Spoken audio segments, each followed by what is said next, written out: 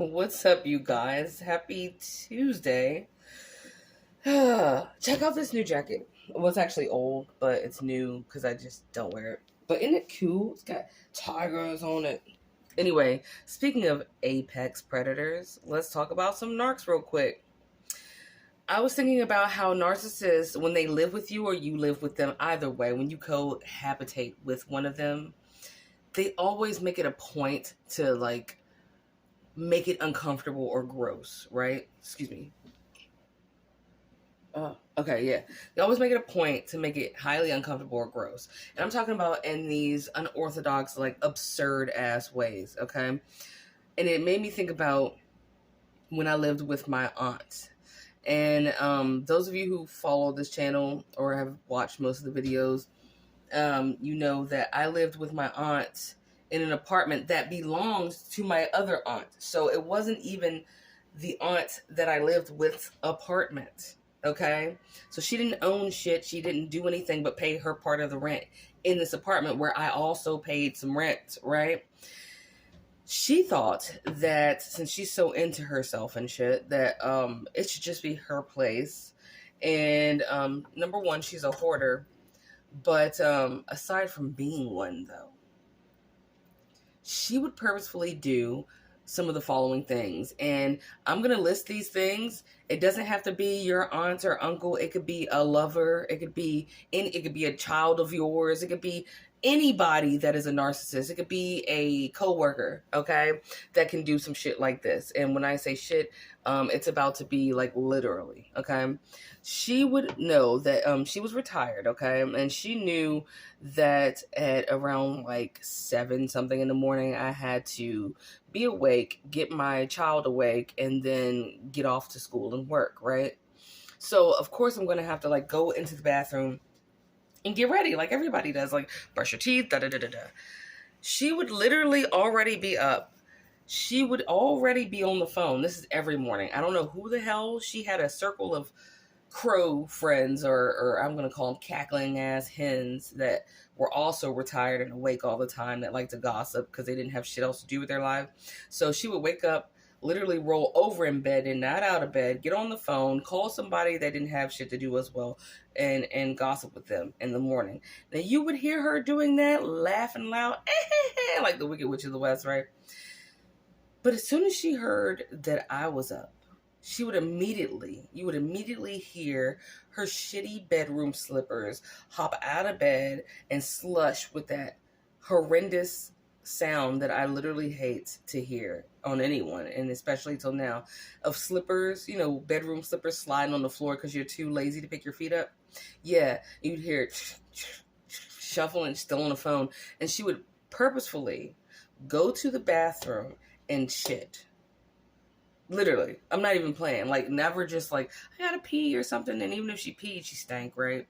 That's a whole nother situation. But she would purposefully hold her shit until it was time for me to get ready, or for anybody, because my mom at the time was in the other room there.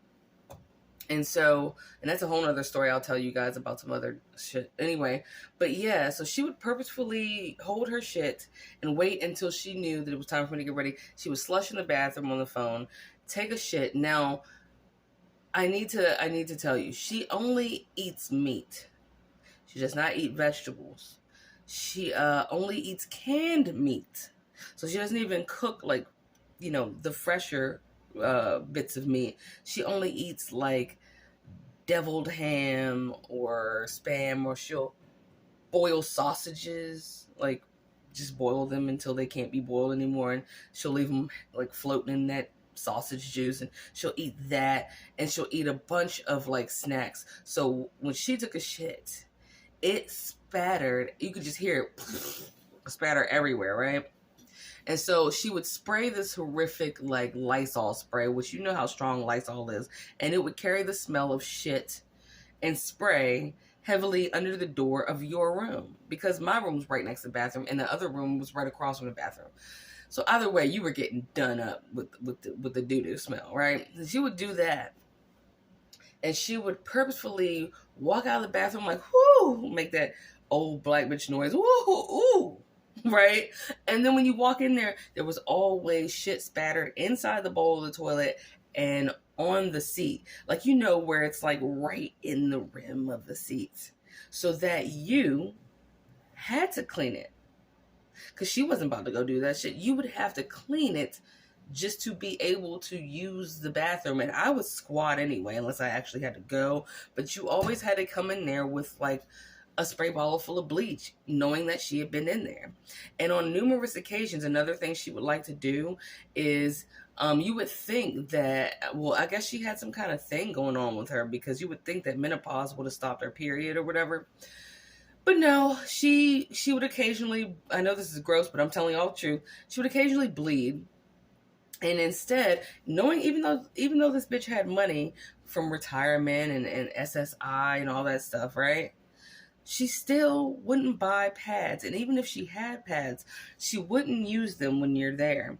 What she would do was she would make makeshift pads out of paper towels, toilet paper, or whatever. And she would wear them in her underwear, knowing that they would bleed through. And purposefully, when she pulled her underwear down to take another shit, which she tended to shit probably like 3 times in a morning sometimes from all that deviled meat shit that she was eating, she would purposefully know that that bloody crotch rocket of a pad would hit the floor with the crap all over it, stanking and stuff, and she'd leave it there on the floor, so that you had to turn on the lights and immediately see like that on the floor. Right? You would either have to confront her, which would cause an argument, or you would have to pick it up so that you could comfortably go to the bathroom. Or even if you got fed up with it and said, I'm not going to do A or B, I'm going to do C, and leave it there, and see how long it takes her to obviously notice when she goes to the bathroom again. She would go to the bathroom all day and still leave it right there as if she never saw it. She was that fucked up and gross. Narcissistic people like that. And here's the kicker. She had every room in that house, including the living room, piled from literally the floor to mid-ceiling with a shit ton of clothes that she would buy. And they'd be expensive clothes too, right? But the way she was living was trashy, so that if you were to go and tell the same story I just told you guys, no one would believe you, because they'd be like, who, her? Her name is Meredith, right? Who, Meredith? Our church mate? She goes to church all the time. No, she always comes out of the house dressed to the nines. I know she doesn't live like that. But those maintenance workers for the church, because those were church apartments, oh, they knew that shit. When they would come in, they would be like, oh. And it was so embarrassing to even live with her, because they didn't just say, oh, look at how she's living. It was like, look at how you are all living. But really, it's her shit, her actual feces all over the toilet. So, being that another thing narcissists will do is they'll make you out to be this bum bitch or this like gross person that's always using their things, or they can't trust their belongings around you, even though they're the thief. But we all know how they flip the script. So what she would do is to make me feel more uncomfortable. They like to do that with food. So in her case, she would hide snacks in her dresser drawers. And mind you, she turned the living room into her bedroom so that no one could even use it. So all you had was your room to live in, and the kitchen, which was filthy, right? So she would hide a lot of food in all of her dresser drawers, okay? And she would sit in her lazy boy chair, watch like old TV shows, and just crack her long ass toes that you could see sticking out from the partition in the living room. All you saw was these long toes going, and you would hear crunching of chips and shit. But when she went out of town, I was like, I'm going to investigate and see if this bitch actually has in here. Just out of curiosity, right? Let me tell you, and mind you, I put on gloves, you know, those latex gloves, because, I mean, she was a dirty bitch, and I needed them anyway to even use the restroom. God forbid you're going to shower. I would never sit in a tub there. I would definitely stand up and just quickly shower, right?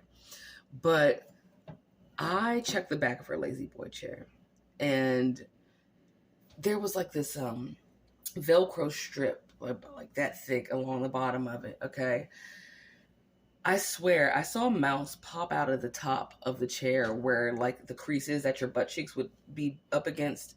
And before you know it, the mouse was already down at the base of the chair where the little leg knobs are, and he was hanging from his back leg, swinging back and forth like this in the chair. And then he went somewhere. I'm brave, so I mean, whatever. I'm not scared of mice, but it was just gross as shit because I'm like, ew, do they live in there? I peeled that strip off, y'all, and imagine it as you hear the of the Velcro coming apart. Thousands upon thousands, no lie, of mouse droppings were falling out along with white like dander and shit and pieces of the chair that they had torn up to make a nest all over the floor. It was so much mouse shit on that floor. From inside of her lazy boy chair that she sits in and cracks her toes and eats hidden snacks in, that it looked like I took a fistful of potting soil and threw it on the floor. Like you would have thought it was dirt. Like just flat out like soil. It was so insidious. All because she wants to make me feel like I'm unwanted, and she made it clear that she didn't want to share food with me. Okay, but her hoarding fucked the entire apartment up. That's another thing. They will mess themselves up and their lives up just to mess with you. Because in order to make my place filthy, you had to be filthy in your own place because we live together, right? So you're making my place a living hell. It's also making your space a living hell. But she didn't even care. And that bitch one day, I'm gonna tell you, that bitch laid down and woke up screaming because a mouse got in the bed with her ass. And I'm not lying. That motherfucker got right in the bed with her ass. He was like, we're friends. You leave me snacks all the time, bitch. We share a chair. What do you mean? What do you mean? Justin Bieber song. What do you mean?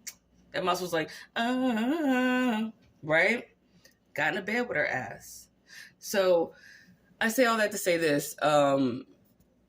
Narcissists, if you live with them, is a nightmare. There's nothing you can do to clean. I would suggest you don't buy new things. I would suggest if you have something that is new, if it's possible, hide it until you can leave. If you got a mom or a good family or a good friend, you can place nice things there that you buy or want or own until you get out of that situation. Do that, because otherwise they're going to find a way to destroy it, break it, make it stink, or literally shit on it. Anyway, okay, sorry, this video was mad long, but I love y'all. I hope you're doing really good. I haven't seen you in a while.